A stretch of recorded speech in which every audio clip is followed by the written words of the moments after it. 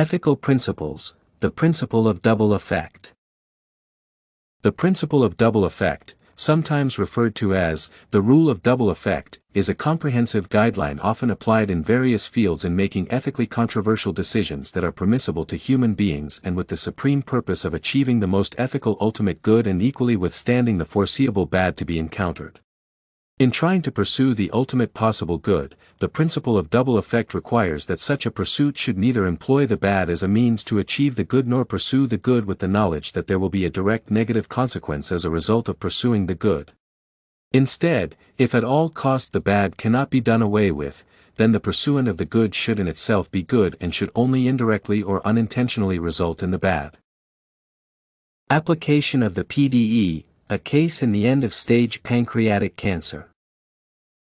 Dr. Robinson is in the quagmire of whether to administer morphine to his patient, Mr. Mills, who is suffering from end-stage pancreatic cancer, and is in great pain. If the medical physician decides to administer the drug, it will lessen the patient's pain, but at the same time hasten patient's death. If the doctor decides not to administer morphine, his patient will continue grieving in pain, though his death will not be hastened. The principle of double effect requires that certain conditions be met, that is, the action considered by the doctor should be in itself ethically good, there should be no direct or intended cause of the bad should not act as means to achieving the good, and finally, the good should be proportionate to the bad. Suppose the physician has to apply this principle, he would consider administering morphine. In doing so, his intention will not intentionally be to accelerate the patient's death but to lessen the pain of his patient despite reducing his lifespan. Reducing the pain is the good that comes with hastened death that is deemed ethically permissible.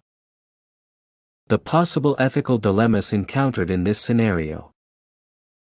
The principle of double effect is characterized by a number of substantial controversies, precisely questioning practicability of the conditions set by ethicists regarding this principle. The first condition to be met is that complementing the principle of autonomy. The second condition complements the principle of non-malfeasance, the third condition is on the principle of beneficence, and finally, there is the principle of justice. Autonomy in this context implies Mr. Mills has a right to decide what is to be done on his body, and medical physician has to respect such a decision supposedly made by an adult of sound mind. Principle of non-malfeasance requires that the doctor should do no harm to his patient. Principle of beneficence requires that the doctor has a duty to do good for his patient, and lastly, the principle of justice is concerned with proportionality in decision-making. Considering the above highlighted conditions set by ethicists in the principle of double effect, the principle of beneficence seems to be in support of Dr. Robinson, as it allows him to administer the drug with the purpose of pursuing the ultimate good for his patient. Principle of beneficence as applied in this scenario is in the sense that Dr. Robinson would not have caused any direct or intentional bad to the patient, but only good which in itself ethically permissible. On the other hand, the principle of autonomy may bar the doctor from administering morphine in case the decision of the patient contradicts that of the doctor to do so. Autonomy here implies the patient has a right to reject inject of any drug into his body, and the medical practitioner has to respect such a sound decision even if it will do more harm than good to the patient. After all, it's patient's decision and not the doctor's. Position taken regarding this issue.